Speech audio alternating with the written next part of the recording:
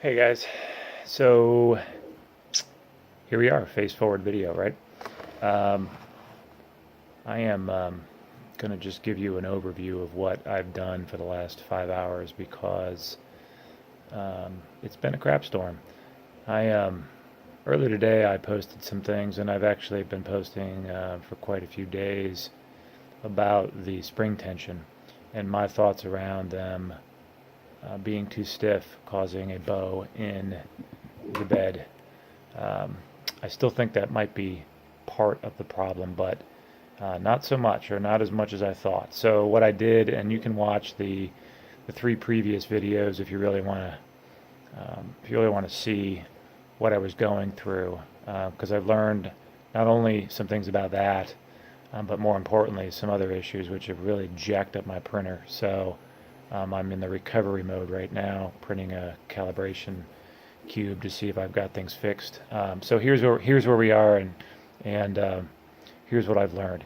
I don't think the aftermarket springs are going to do much. In fact, I think they're too short, and they're causing the wheels not to tighten enough. So I replaced them all. I put the aftermarket ones on. I tried to see if that helped. Didn't really change much of the dynamics of the print bed. I made a couple test prints. They worked okay, but there wasn't enough of a significant change to warrant needing aftermarket springs. So what I did is I put the stock springs back on, and I left the back left corner spring with the aftermarket spring. And I did that because the feeder back there for the power bed, the power cords that heat the bed, that feeder uh, causes that back spring to have more tension on it than the other three. So what I found was that leaving that one as the shorter spring with less tension on it actually helped reduce that bow in the center. Now, this is my own personal experience. I did learn that I think my bed may have a little bit of a tweak in it, which um, didn't have before. So I don't know what to tell you. But so I'm back to the stock springs, except for the back left corner, and my bed is re-leveled. I cleaned my glass for the first time since I've had the printer. Doesn't seem to be making much of a difference, but on to bigger and better things. In a couple of those videos, I showed you guys what my setup was looking like. I had put a shelf in and a Rubbermaid container. I put the tubing down the Rubbermaid container and in through my print enclosure, and I attempted to have another print, and it failed miserably. Turns out that the tension on the tube, the tension on the filament through the tube was causing the extruder to bind up. It wasn't pulling the filament through with the least amount of effort, which I've learned is critical in having a clean print.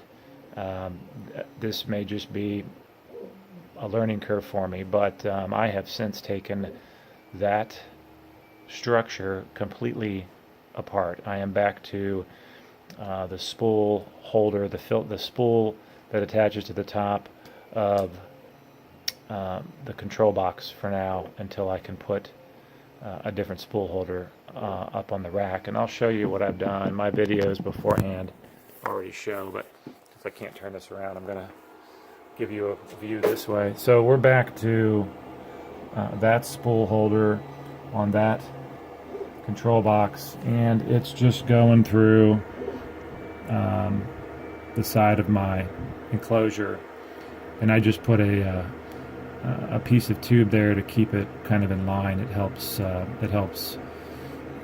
feed.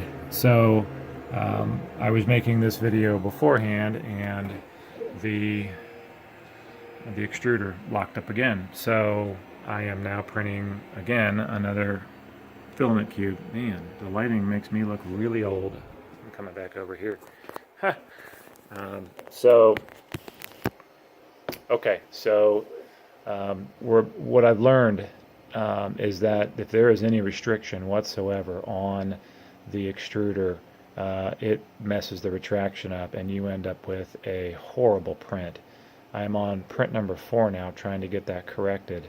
And it's funny because I had, in the very first part of my first part 8 video, I actually said that I hope I'm not shooting myself in the foot by disrupting the environment, and I did.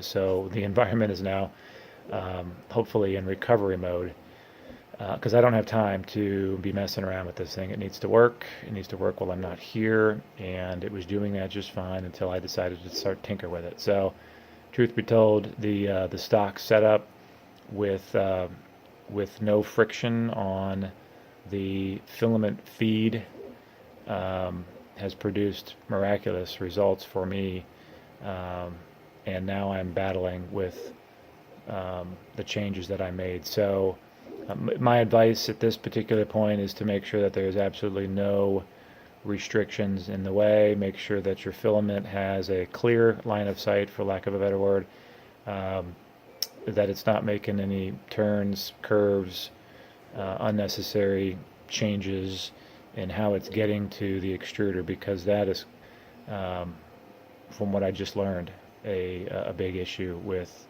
the quality of the print. So so we're going to see how this calibration cube turns out. I'll take a picture of it when it's done. And if you want to watch the 3 previous videos, I'm going to make them public.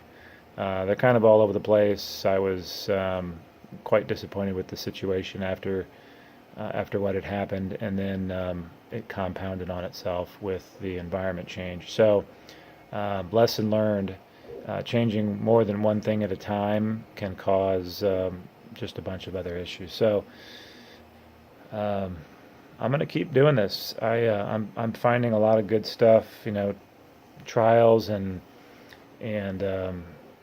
going through these types of situations just help me learn about how the printer needs to function, the environment it needs to be sitting in, and all of the little things. Something as silly as the filament not having what I call a clear line of sight to the extruder caused a number of problems. So I hope that the video helps you guys. I hope it helps some of the newbies out there. I'm still a newbie myself.